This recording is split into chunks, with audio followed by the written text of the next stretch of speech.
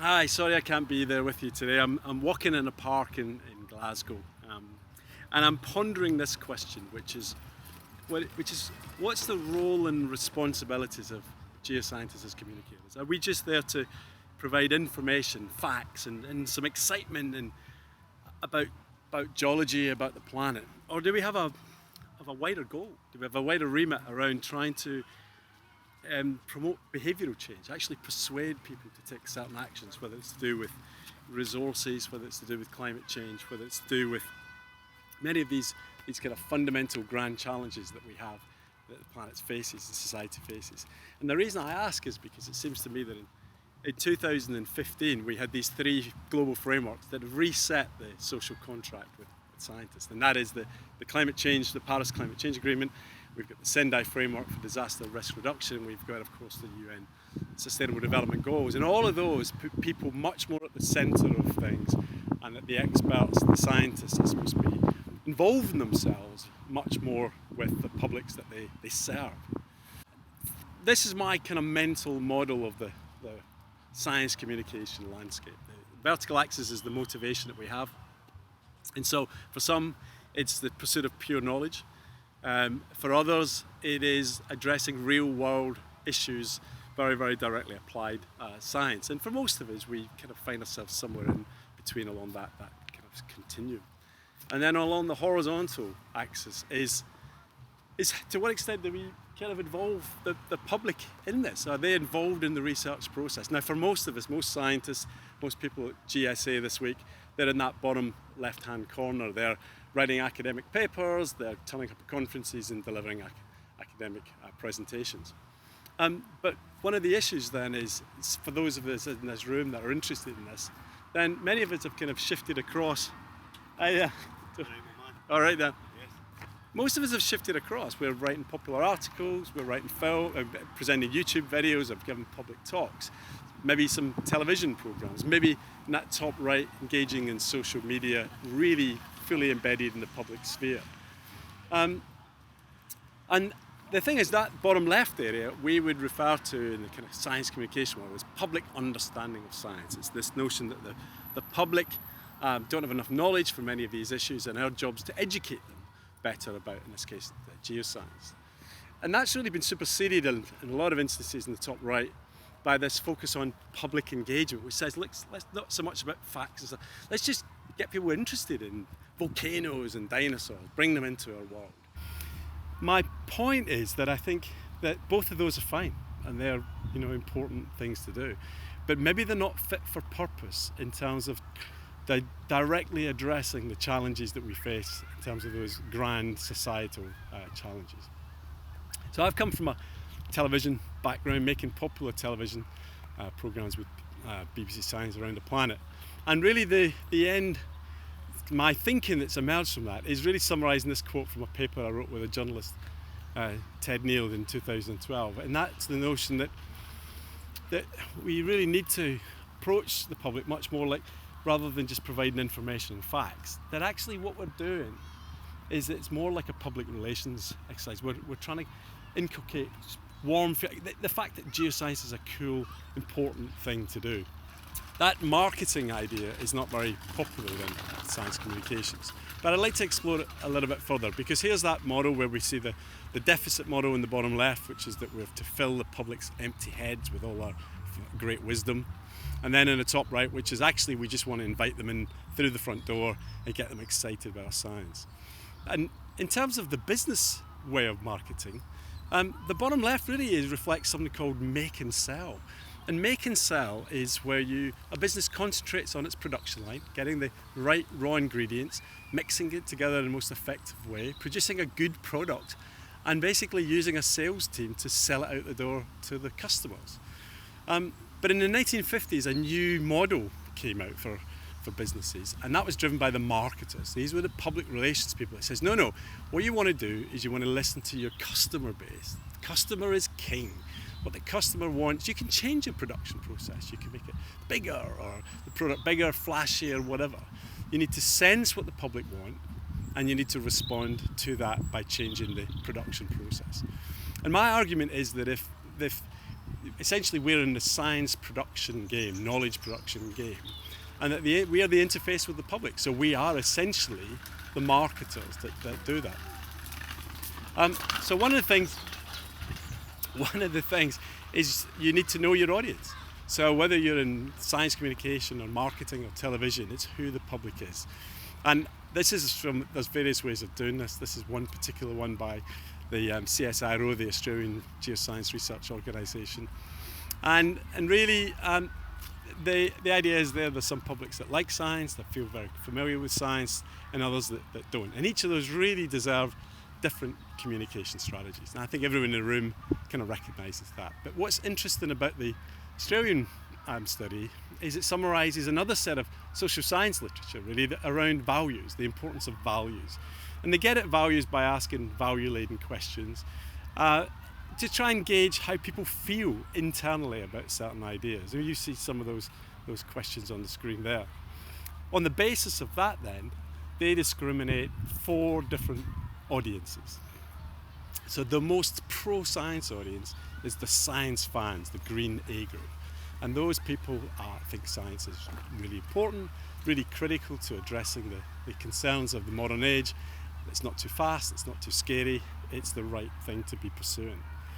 Then we have the cautiously keen group. The cautiously keen say, well, science is okay, but it's not the only way to look at it. It needs to be a little bit broader. And then there's a group that's risk averse. They're kind of nostalgic for the past where science and technology hadn't intervened. And then finally a group called the concerned and disengaged. The concern being saying, actually, the problem is science.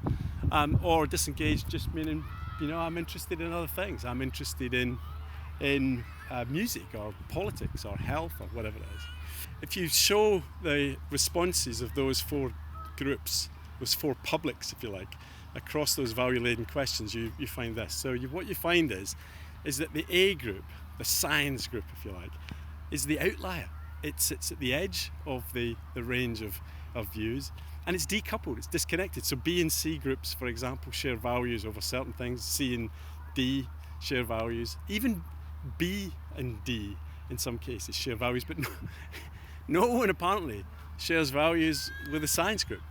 So we are the technical outlier, even though we are technically the expert in this particular area. So this overriding conclusions of the Australian study, which is essentially a summary of the social science literature on communication, to this. When information is complex, people make decisions based on their values and their beliefs. They then seek to confirm those attitudes of belief, no matter how weird and wonderful they are. So they're going to the internet or search out people that reinforce their values and don't tend to counter them. So they'll reject any information, essentially, they find that goes against their fundamental values. The third one is people most trust those whose values mirror their own. And that seems to be a critical important one. Trust in this instance is a cultural shortcut, a cognitive shortcut. So essentially what we're saying is people they don't want to delve into the detail of something, but if they find someone they trust, then they'll use that knowledge from them. And that's where the ability, the decoupling of ourselves from other publics is a great problem. If we don't share common values, then it's very easy to just tune out and isolate our views and disregard them. So then finally what we have is a situation that says that the attitudes that aren't formed by logic or facts aren't influenced by logical factual arguments. In other words, if you're against fracking or disbelieve climate change because of something that is your basic values and beliefs, a scientist giving you the facts about this is neither here nor there, it's irrelevant. So the overall conclusion is that public concerns about contentious science or technologies are almost never about the science. And scientific information, therefore, does little to influence those concerns. And we are fixated about communicating information. But the key thing is that sometimes we just don't have the information. So there are some areas that are really new, things that we are high levels of uncertainty. Things like high-level rad waste disposal, things like carbon capture storage, fracking. We've got things around geoengineering, for example. They're the normal codes and practices and standards, good judgment, good scientific judgment, risk-based analysis. They just fall by the wayside. And what we need is fundamental consideration of an organisation's values or indeed society's values. So in other words, we need to invite the public in for those really big, complex, wicked problems. And yet, of course, the public don't have the technical know-how. So that seems to be a real paradox. And I wonder if one of the ways through that then is a new paradigm that's appeared in marketing. And it's illustrated really by this quote from Naomi Oreskes that says, many environmental claims are not so much about life's quantities as its qualities. They're aesthetic and moral choices. They're about equity and ethics. So here's an advert for a jacket from Patagonia, and the statement says, don't buy this jacket. In other words, use the money to make a pledge to an environmental issue that they're kind of highlighting, and don't waste your money. And of course the reality is, what they want people to do is to pledge that money to that environmental concern and buy the jacket as well. In other words, they build social value on top of economic value. And this idea of ethical or social marketing, I think, is really important. And then back in that scheme then, where we see make and sell and sense and respond, it gives us a third paradigm of guide and co-create. Now the guide bit is the leadership, the thought leadership that says this is an important area and this is the direction of travel that we as a company are taking on it. But the co-creation bit is saying we recognise that we need to bring our customer, our public, if you like, with us on this. We need to engage, constantly iterate back and forth with our customer in order to go on that journey.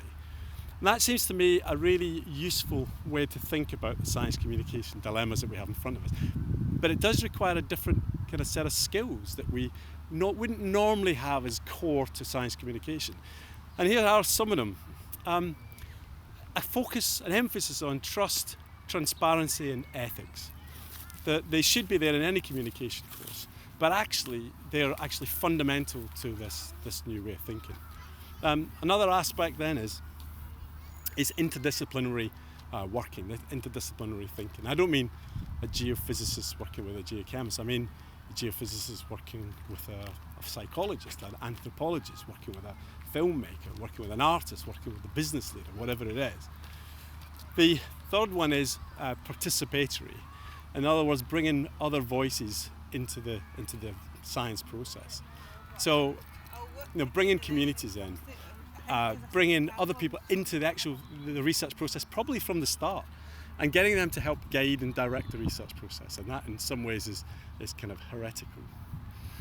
And then the other aspect, final aspect, is being reflexive. So thinking about, is the scientific process itself the only way forward for us? Are there other ways to do it? For example, bringing in local indigenous knowledge, etc. And I think all of those to be kind of fused and integrated really lead us to the guide and co-create model.